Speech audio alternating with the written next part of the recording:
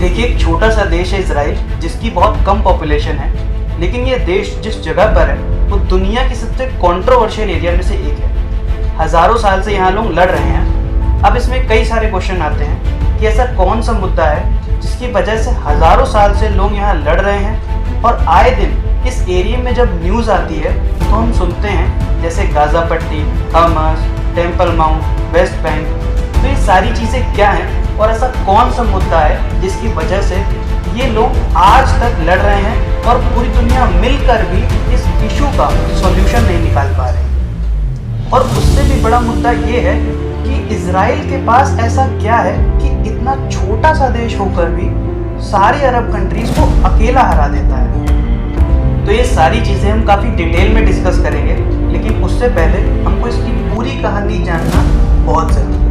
Tensions between Israelis and Palestinians fueled by a new surge in violence. Of years has broken out between Israelis and Palestinians. We have another session of violence here.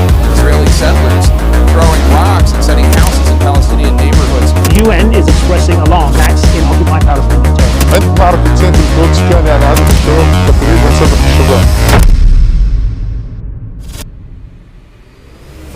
देखिए, तो अभी अगर current situation की बात करें तो India से waste यानी पश्चिम की तरफ ये है देश इजराइल। ये जितना आप येलो में देख रहे हैं ये इजराइल है, और ये जो आप ग्रे में देख रहे हैं ये वेस्ट बैंक और गाजा स्ट्रिप है, ये पैलेस्टीन देश है। इजराइल के अंदर ही पैलेस्टीन है। और ये जो आप स्टार देख रहे हैं ये है जेरूसलम। जेरूसलम ही मेन रीजन है जिसकी वजह से क्रिश्चियन, मुस्लिम, ज्यूज इन सब में लड़ाइयाँ हुई, और वो मैं अभी आपको आगे बताऊँ। इन सब चीज़ों की शुरुआत होती है 1047 BC से। उस टाइम पे किंगडम ऑफ इजराइल हुआ करता था। यहाँ पे ज्यूज रहते थे और इसको ज्यूज किंग सोलोमन रूल करते थे। किंगडम ऑफ इजराइल की कैपिटल थी जेरूसलम।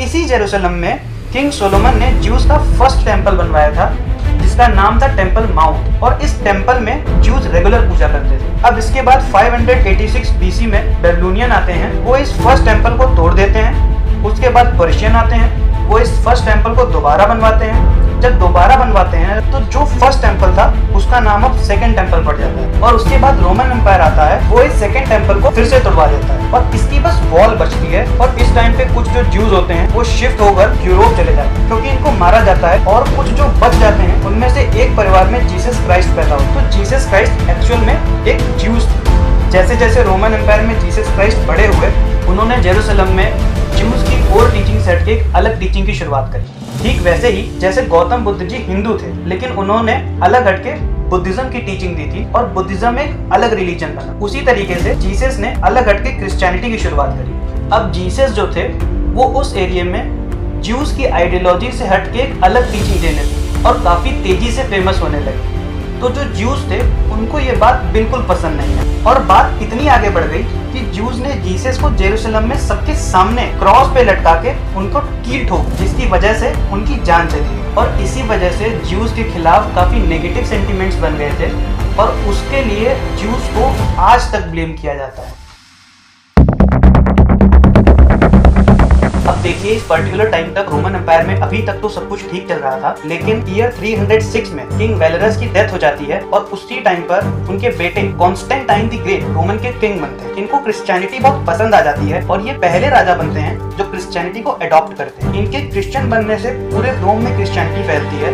क्रिश्चियनिटी तो फैलती ही है, लेकिन क्योंकि जीसस को ज्यूज ने बहुत मारा था, तो ज्यूज के खिलाफ काफी नफरत भी फैलती है, और इनके राज में ज्यूज को बहुत बुरी तरीके से मारा पीटा जाता है। ज्यूज को रोमन एम्पायर छोड़ के दुनिया भर में भागना पड़ता है, स्पेशली यूरोप की तरफ ये लोग भागते हैं। तो अब जिस जगह पर जीसस क्राइस्ट को मारा गया था, वहाँ कॉन्स्टेंटाइन द ग्रेट ने चर्च ऑफ होली सेपल्कर बनवाया। ये जो चर्च बनवाया था ये करीब 2 किलोमीटर की दूरी पे था टेम्पल माउंट वाले एरिया से। टेम्पल माउंट वाले एरिया को ज्यूज तो टेम्पल माउंट कहते हैं, लेकिन मुस्लिम जो है उसको हरम अल शरीफ कहते हैं। वो मैं अभी आपको आगे बताऊंगा ऐसा क्यों है। इसके बाद 638 AD में रोमन एम्पायर को हरा के अरब आर्मी ऑफ उमर आती है।